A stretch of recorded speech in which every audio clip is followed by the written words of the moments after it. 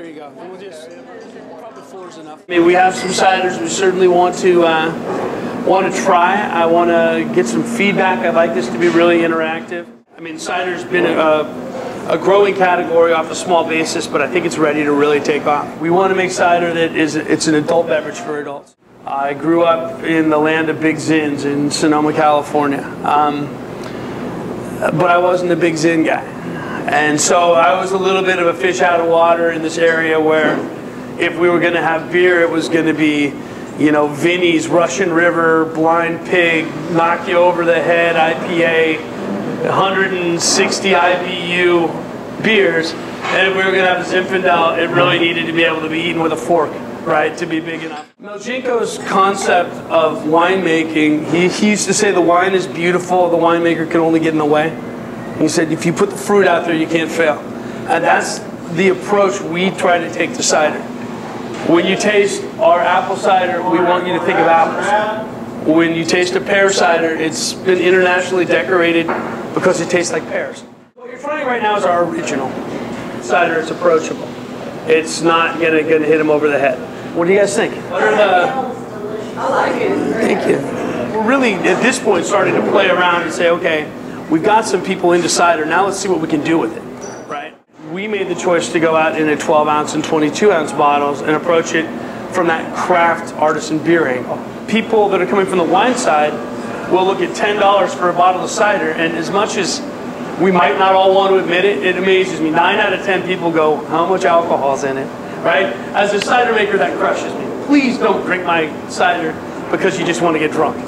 Please drink it because it's good or it's not good, and as a byproduct, you'll probably get a little bit drunk. But the craft beer consumer now is absolutely willing to pay $8 or $9 for a 22-ounce bottle. And so it's absolutely flipped from where we all thought it would be 6 years ago. In some settings, that nose is what is going to give you the key to the castle for your consumer in the restaurant or in the bar loving it.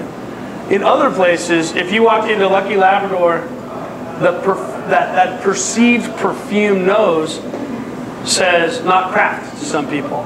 I would disagree with that assessment, but perceptually there are certain segments that would much prefer brut in their bar than original because of that nose. So it's just it's an interesting choice. Either of these ciders are really good with curries. Anything that's got nice sweet spice to it, they're there, but they won't overpower whatever it is you're serving it with.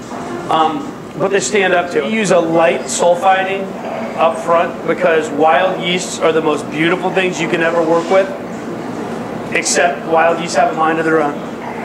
And the very first time we lost a $14,000 batch of cider because the wild yeast wanted to take it somewhere that wasn't acceptable to a consumer's palate, we realized we need to control the fermentations.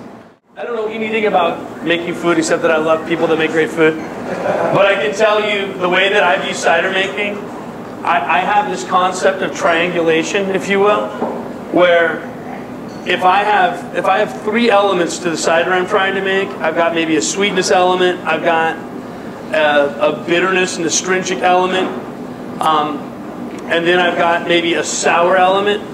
I can balance within those 3 pretty well because I've got things that I can do to adjust the flavor profile within those parameters.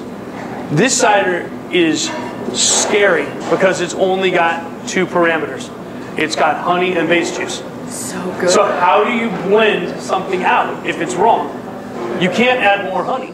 Yeah, so this is probably the most technically difficult cider that we make that you'll taste today.